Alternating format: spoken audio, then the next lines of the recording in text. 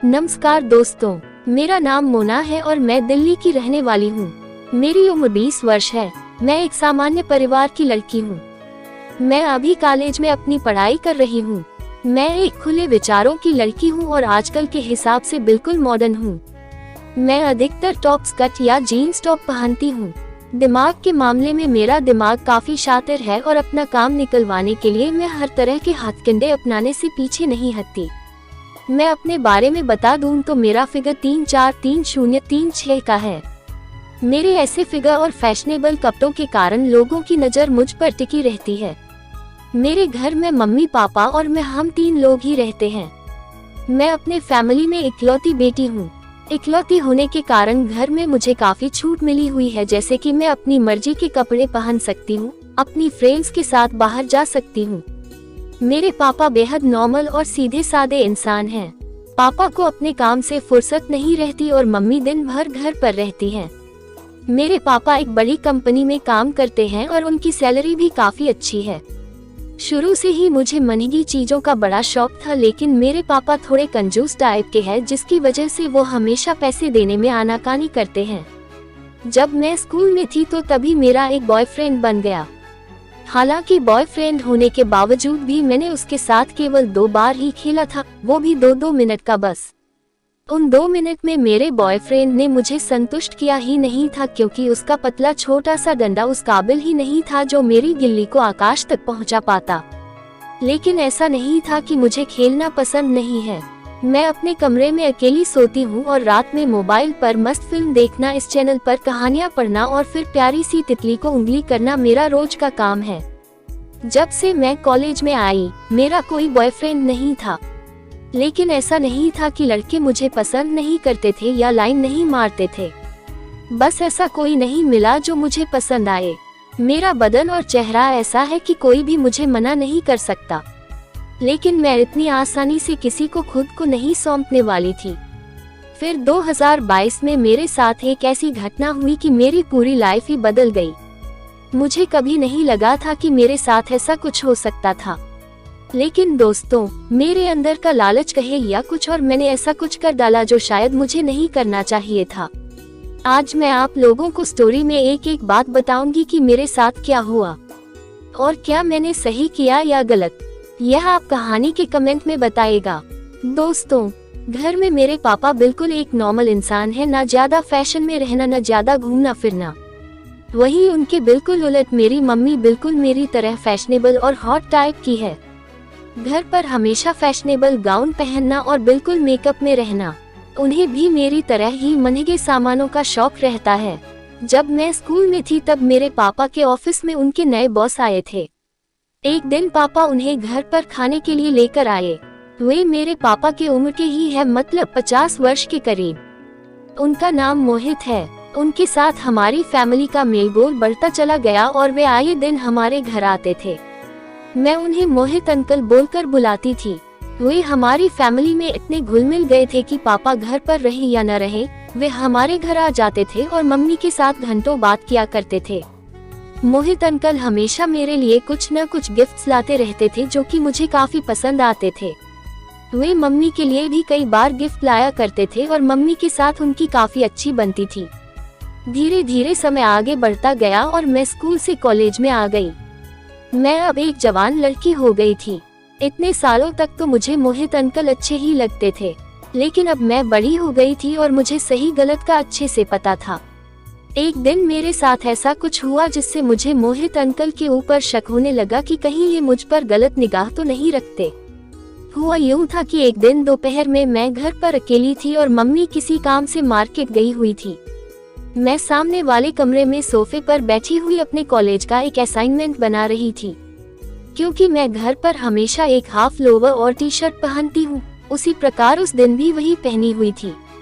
अचानक से दरवाजे की घंटी बजी और मैंने दरवाजा खोला।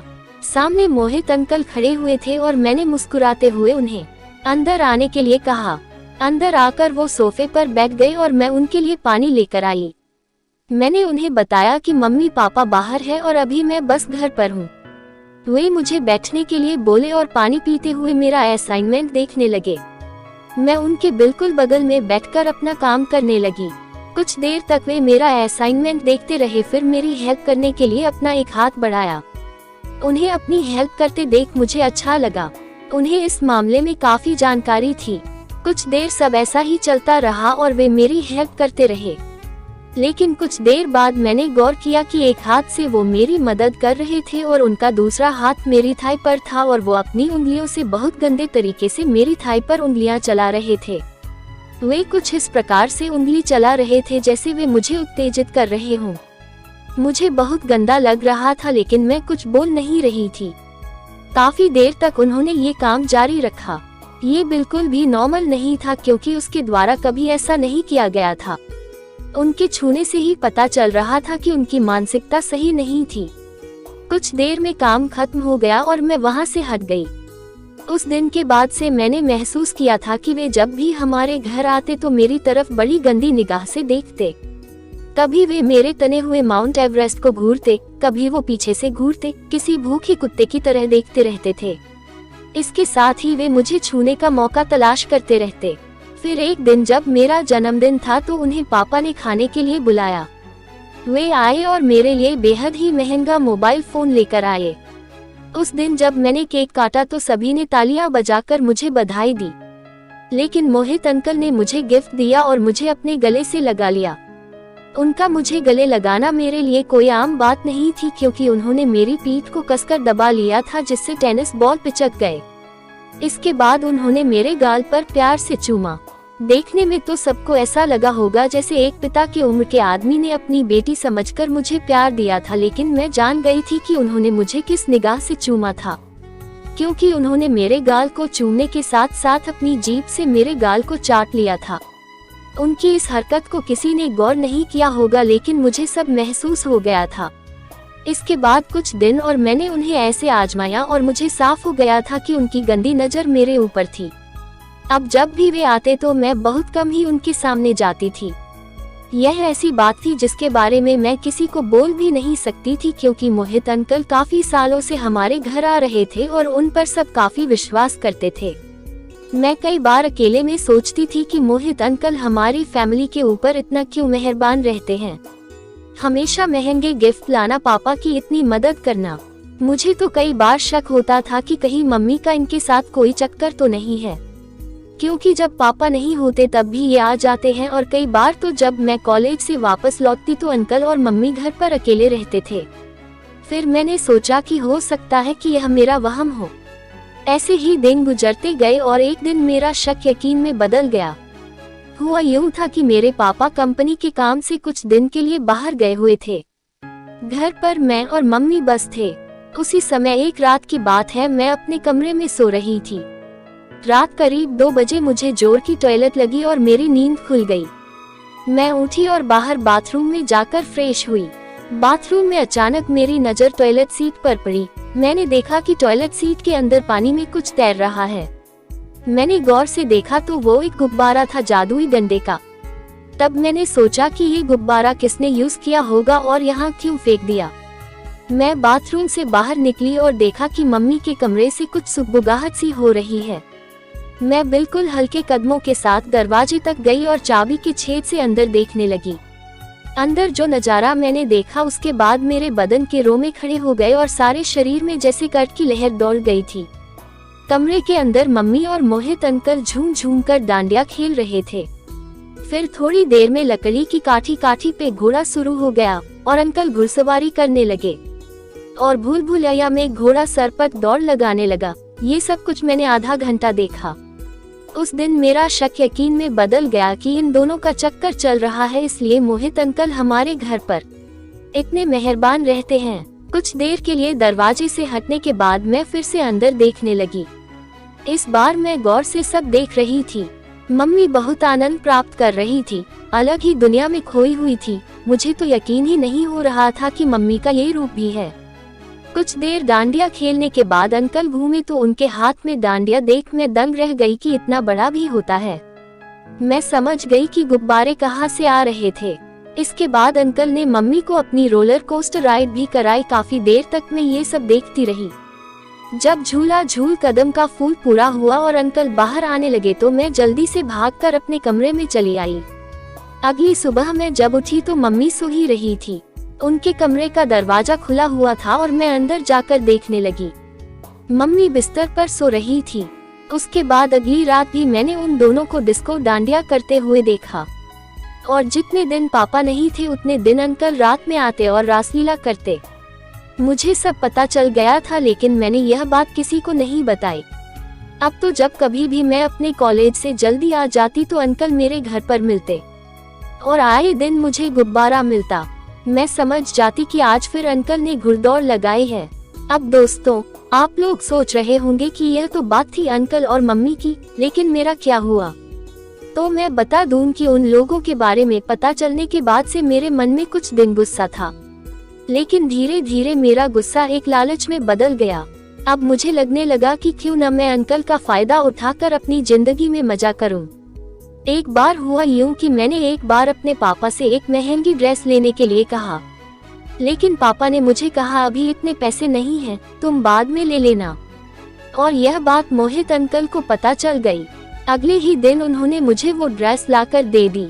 उस दिन से मेरे मन में ये लगने लगा कि क्यों न अंकल का फायदा लिया जाए और अपने महंगे शौक को पूरा किया जाए।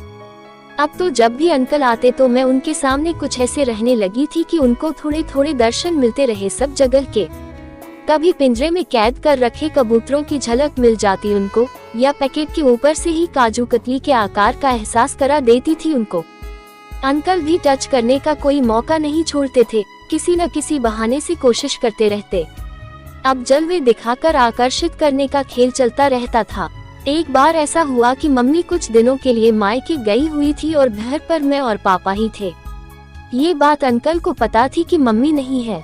एक दिन शाम को अंकल आए हुए थे और बातों ही बातों में अंकल ने पापा से पूछा, तुम ऑफिस चले जाते हो और मोना कॉलेज, तो दिन में घर पर कौन रहता है? पापा ने उनको बताया मोना के पैर में मोच आ गई है, इसलिए वह घर पर ही रहती है, अभी कॉलेज नहीं जा रही है। मेरे पापा बेहद ही सीधे हैं। उनको ये भनक भी नहीं थी कि उनके बॉस उनके घर में एक सुरंग खोद चुके हैं और अब दूसरी खोदने की तैयारी में है। अगले दिन सुबह जब पापा ऑफिस चले गए तो दोपहर में अंकल मेरी तबीयत पूछने के बहाने से घर आ गए। काफी देर तक वे मेरे साथ रहे और हम लोग बातें करते रहे। अंकल बात मुझसे कर रहे थे, लेकिन उनकी नजर गुटिरगु करते कबूतरों पर थी और वो चोर नजरों से हर तरफ निगाह मार रहे थे। मेरे मन में पहले ही आ गया था कि इनको ऐसे ही ट्रेलर दिखाते रहो और अपना काम निकालती रहो। बात बात में ही अंकल ने पूछा, तुम्हारे पैर में मोच का दर्द अब कैसा है? मैंने कहा, बिल्कुल भी आराम नहीं है अंकल। इस पर अंकल ने कहा, मैं कल तुम्हारे लिए एक तेल लेकर आऊंगा, उसे लगाना, बहुत आराम मिलेगा। इसके बाद कुछ समय बाद वे चले गए। उसी रात मैं सोच रही थी कि अंकल से अपने लिए कुछ पैसे मांगे जाए जिससे कि मैं ऐश कर सकूं। लेकिन उसके लिए क्या करूं कि वे मेरी बात मान जाएं। फिर मैंने अपना शातिर दिमाग लगाया और सब कुछ सोच लिया कि क्या करना है। अगली सुबह मैं जल्दी ही उठी और पापा के लिए नाश्ता बनाकर पापा को ऑफिस भेज दिया। इसके बाद मैं नहा धोकर फ्रेश हो गई और लोवर और टी शर्ट पहन लिया। मैंने जानबूझकर सामान पर पैकिंग नहीं लगाई थी, क्योंकि मेरे दिमाग में कुछ और ही चल रहा था। मैं जानती थी कि आज अंकल जरूर आएंगे और आज मैं उनको इतना पागल करना है कि वे मेरी हर बात के लिए तैयार हो जाएंगे। मैंने सब सोच लिया था कि मुझे क्या करना है और कितना करना है। बस अब मैं बेसब्री से अंकल के आने का इंतजार कर रही थी। दोपहर के 12 बज चुके थे, लेकिन अंकल नहीं आए। मैंने खाना खाया और मैं बेचैनी से घर की बालकनी में टहल रही थी। तभी अंकल की कार आकर मेरे घर के सामने खड़ी हुई। उन्हें देखकर मेरे अंदर एक अलग ही जोश आ गया। मैं जल्दी जल्दी जाकर सोफे पर बैठ गई। कुछ समय में ही दरवाजे की घंटी बजी और मैंने दरवाजा खोला। अंकल मुस्कुराते हुए अंदर आए और सोफे पर बैठ गए। उन्होंने मुझसे पूछा, तुम्हारे पैर का दर्द अब कैसा है? मैंने कहा, अंकल कोई आराम नहीं है, बहुत दर्द है। अंकल बोले, ये लो, मैं तुम्हारे लिए ये तेल लाया हूँ, इससे मालिश करना, बहुत आराम मिलेगा। मौके को भांपते हुए मैं बोली, अंकल इसे मैं अभी लगा लूं क्या? वे बोले, हाँ हाँ जरूर लगा लो। मैंने तेल की शीशी खोली और सोफे पर बैठकर पैर पर तेल लगाने लगी। नाटक करते हुए मैंने अंकल को ऐसे जताया जैसे मुझे बहुत दर्द हो रहा हो, जबकि मेरे पैर का दर्द अब बिल्कुल ठीक हो चुका था। मेरी ऐसी हालत देख अंकल बोले, मोना तुम रहने दो, लाओ मैं लगा देता हूँ। नहीं अंकल, मैं लगा लूंगी। ऐसा मैंने नाटक किया और नाटक करते हुए पैर पर तेल लगाने लगी। मैं ऐसा दिखा रही थी जैसे कि मुझे तेल लगाने में बहुत तकलीफ हो रही है। ये सब देखकर अंकल ने जबरदस्ती मुझसे तेल की शीशी ले ली और अब अंकल ही लगाने लगे। पहले अंकल ने अपने हाथों में तेल लिया और मेरे पैर पर हल्के हाथों से तेल लगाने लगे। कुछ देर बाद अंकल ने मुझसे कहा अपने पैरों को सीधा करो, लेकिन वहाँ पर इतनी जगह नहीं थी, इसलिए मैंने कहा अंकल यहाँ पर मुझसे पैर सीधा करते नहीं बन रहा है। अंकल कुछ देर चुप रहने के बाद बोले, फिर क्या करें? मैं वहीं पे मौके पे चौका लगाते हुए बोली, चलिए अंदर चलते हैं, वहाँ पर आसानी होगी। अंकल को तो जैसे इसी बात का इंतजार था, वे तुरंत राजी हो गए। हम दोनों उठे और अंदर रूम की तरफ चल दिए। रूम में जाकर मैं बिस्तर पर लेट गई और अंकल मेरे पास बैठकर मेरे पैर पर तेल लगाते हुए मालिश करने लगे। मैंने उसी वक्त अपना फोन उठाया और फोन पर ठीक 10 मिनट बाद का अलार्म लगा दिया। वो मैंने इसलिए किया था ताकि जब अलार्म बजे तो अंकल को ऐसा लगे कि जैसे किसी का फोन आया है। मैं अपने दोनों पैरों को सीधे किए हुए थी और अंकल तेल से मालिश कर रहे थे। अब मैंने अपने धीरे धीरे अपना दांव चला। अनजान बनते हुए उनको मशीन के पुर्जे दिखाने लगी। उनकी आंखों की चमक से साफ जाहिर हो रहा था कि मशीन के पार्ट्स उनको दिख रहे हैं। अब उनके हाथ थोड़े से कांपने लगे और जुबान भी लड़खड़ाने लगी। कुछ ही देर में मैंने गौर किया कि अंकल की टोकरी में रखा कोबरा फुफकारने लगा था। कुछ देर बाद मेरे फोन का अलार्म बजा और मैंने इस तरह से फोन उठाया जैसे किसी का फोन आया हो। मैंने हेलो कहा और अपनी एक सहेली का नाम लेते हुए बात करने का नाटक करने लगी। अंकल मेरी बातों को गौर से सुन रहे थे। मैं बहुत परेशान होकर फोन पर बात कर रही थी और अंकल सब सुन रहे थे। कुछ देर तक मैंने ऐसे ही नाटक किया और फिर फोन काटकर बगल में रख दिया। मैं अपने माथे को हाथ से पीटने लगी और आंख बंद करके लेटी रही। अंकल ने मुझसे पूछा, क्या हुआ मोना? लेकिन बार बार मैं उन्हें कुछ बताने से टाल देती। बाद में जब उन्होंने जोर दिया तो मैं बोली, अंकल मैं आपको बता तो दूंगी, लेकिन आप ये बात मम्मी पापा को मत बताएगा। मैंने उनसे प्रॉमिस लिया और उन्होंने किसी को ये बात न बताने का प्रॉमिस किया। फिर मैं उनसे बोली, बात यह है अंकल कि मैंने अपनी सहेली से कुछ पैसे उधार लिए थे और अब वह पैसे वापस मांग रही है, लेकिन मेरे पास अभी पैसे नहीं हैं। अंकल बोले, कितने पैसे देने हैं? मैं बोली, थोड़े थोड़े करके 20,000 के करीब हो गए हैं। उसने मुझे किसी और से ब्याज पर दिलवाए हैं। अंकल बोले, बस इतने ही, कोई बात नहीं, तुम मुझसे ले लेना और यह बात किसी को पता भी नहीं चलेगी। बस दोस्तों, मैं यही तो चाहती थी। मेरा तीर सही जगह पर लगा था। पहले तो मैं मना करती रही, लेकिन फिर मैं मान गई। मैं सोच रही थी कि आज मुझे अपने जलवे दिखाने का फल मिल गया। उधर अंकल अब मिशन पे थोड़ा आगे बढ़ने लगे थे।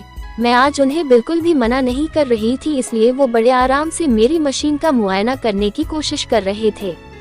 अंकल बोले, ये तेल इतना अच्छा है कि इससे मालिश करने से सारे बदन का दर्द खत्म हो जाता है। उनका ऐसा कहना ही था कि मैंने फिर से मौके के हिसाब से उन्हें कहा, अगर ऐसा है तो कल आप मेरी कमर की मालिश कर दीजिएगा, बहुत दर्द रहता है। इतना सुनते ही उनके आंखों में एक अलग ही चमक आ गई। उन्होंने कहा, बिल्कुल, मैं कल आ जाऊंगा और तुम्हारे लिए पैसों का भी तो इंतजाम करना है। उसके बाद मैंने उनके लिए चाय बनाई और हम दोनों ने चाय पी और फिर वे चले गए। इसके बाद जब शाम को पापा घर आए तो उन्होंने मुझे ऐसी खबर दी जिसके बाद मेरे दिमाग में कुछ और ही बात आने लगी।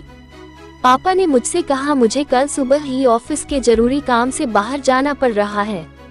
तुम्हारी मम्मी भी नहीं है, इसलिए तुम 2 दिन के लिए हमारे बॉस के घर पर उनके साथ रहोगी। मेरी उनसे बात हो गई है। अब मुझे ऐसा लगने लगा कि कहीं ऐसा तो नहीं है कि अंकल ने ही ऐसा कुछ किया हो जिससे मैं उनके घर पर रहूं, और कहीं ऐसा तो नहीं है कि वे मशीन खोलने का प्लान बनाए बैठे हों, क्योंकि अंकल अपने घर पर अकेले ही रहते थे। अगर ऐसा था तो यह अच्छी खबर नहीं थी, क्योंकि मैं मशीन खुलवाना नहीं चाहती थी। मैं बस नुमाइश करके उनसे अपने लिए पैसे और महंगे गिफ्ट लेना चाहती थी। कुछ समय तक शांत रहने के बाद मैंने सोचा कि ऐसा कुछ नहीं होने वाला, और क्या करना है और क्या नहीं सब मेरे ऊपर है। वे मुझे जबरदस्ती तो नहीं कर सकते हैं मेरे साथ। इसके बाद रात में मैंने और पापा ने खाना खाया। फिर मैंने पापा का बैग पैक करके उनके जाने की सारी तैयारी कर दी। सुबह सुबह 8 बजे पापा निकल गए और मुझे कह गए कि कुछ देर में मोहित अंकल आएंगे और तुम्हें ले जाएंगे। इसके बाद मैंने भी अपना एक बैग तैयार किया और अपनी जरूरत का कुछ सामान और कपड़े लेकर तैयार हो गई। सुबह 11 बजे अंकल आए और हम दोनों उनकी कार से उनके घर की तरफ चल दिए। उन्होंने मुझे अपने घर पर छोड़ा और ऑफिस के लिए निकल गए। मुझे 2 दिन अंकल के घर में रहना था। वे मुझे अपने घर में अकेली छोड़कर ऑफिस चले गए। थोड़ी देर में होटल से खाना आ गया जो उन्होंने पहले ही ऑर्डर किया था। मैंने खाना खाया और आराम करने लगी और थोड़ी ही देर में मेरी नींद लग गई। अचानक से दरवाजे की घंटी बजी और मेरी नींद खुली तो मैंने टाइम देखा तो शाम के 5 बज रहे थे। मैंने दरवाजा खोला तो अंकल सामने थे। उनके हाथ में फल और कुछ खाने का सामान था। मैंने सामान उनसे लिया और अंदर रख दिया। कुछ देर में अंकल फ्रेश होकर आए और हम दोनों ने साथ में चाय पी। शाम को अंकल अकेले में बैठे हुए ड्रिंक कर रहे थे और मैं अंदर कमरे में टीवी देख रही थी।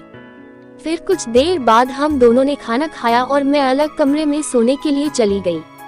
मैं बिस्तर पर लेटी हुई थी लेकिन मुझे नींद नहीं आ रही थी।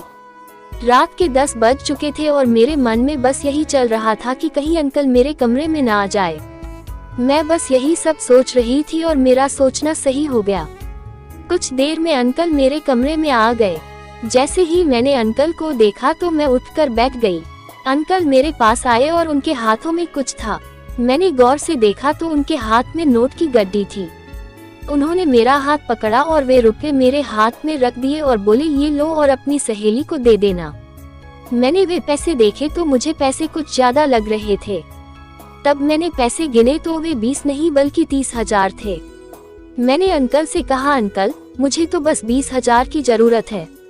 ये तो 30,000 हैं। अंकल बोले, बाकी के पैसे तुम्हारे लिए हैं, तुम इनसे अपने लिए कुछ ले लेना, मेरी तरफ से गिफ्ट समझो।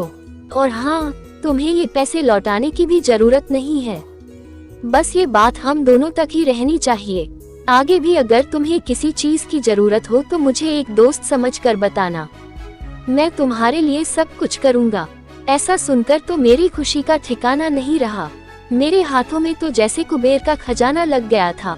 वैसे भी अंकल बहुत पैसे वाले थे, उनके लिए इतने पैसे कोई बड़ी बात नहीं थी। इसके बाद अंकल ने मुझसे पूछा, तुम्हारे पैर का दर्द अब कैसा है? मैंने कहा, अब काफी ठीक है, कल आपकी मालिश का ही असर है शायद। मेरे इतने बोलने की देर थी कि उन्होंने मुझसे कहा, तो ठीक है, चलो आज एक बार फिर से तुम्हारी मालिश कर देता हूँ, आज सारा दर्द खत्म कर दूंगा। मैं भी उन्हें अब मना नहीं कर सकती थी और मैंने भी हाँ कह दी। अंकल उठकर तेल लेने के लिए चले गए। मैं यही सोच रही थी कि आज अंकल पता नहीं मशीन पर कहाँ कहाँ हाथ लगाएंगे। कुछ देर में अंकल तेल की शीशी लेकर वापस आ गए और बैठ गए। पहले उन्होंने मशीन पर नीचे से तेल लगाना शुरू किया। आज भी अंकल की नजर मशीन के टैंक के छेद की तरफ जा रही थी। कुछ देर तक मशीन के नीचे साइड में ऑयलिंग करने के बाद अंकल ने मुझसे कहा, चलो अब मशीन की बैक साइड में ऑयलिंग कर देता हूँ, जिससे तुम्हें काफी अच्छा लगेगा। आज मैंने उन्हें इतनी छूट दे दी थी कि वे मशीन पर कहीं भी ऑयल और ग्रीस लगा सकते थे। आज उन्हें मैंने नहीं रोकना है क्योंकि मुझे आगे भी उनका फायदा उठाना था। मैं चाहती थी कि अंकल को इतना ज्यादा खुश कर दूं कि वे मेरे लिए कुछ भी करने के लिए राजी हो जाएं। अंकल ने बैक साइड से मशीन का कवर हटा दिया और ऑयलिंग करने लगे। कुछ देर बाद उन्होंने मशीन के बैक साइड का नीचे का कवर भी हटा दिया क्योंकि ऑयलिंग करने में दिक्कत आ रही थी। उनका ऑयलिंग करने से मशीन को भी फीलिंग गुड हो रहा था। अचानक से अंकल ने कहा, मोना एक बात बोलूं, अगर तुम बुरा ना मानो तो।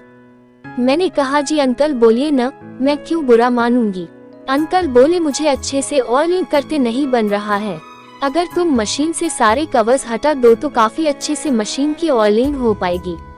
कुछ देर मैं सोचती रही और मैंने उन्हें कह दिया, आप कर सकते हैं, कोई दिक्कत नहीं है।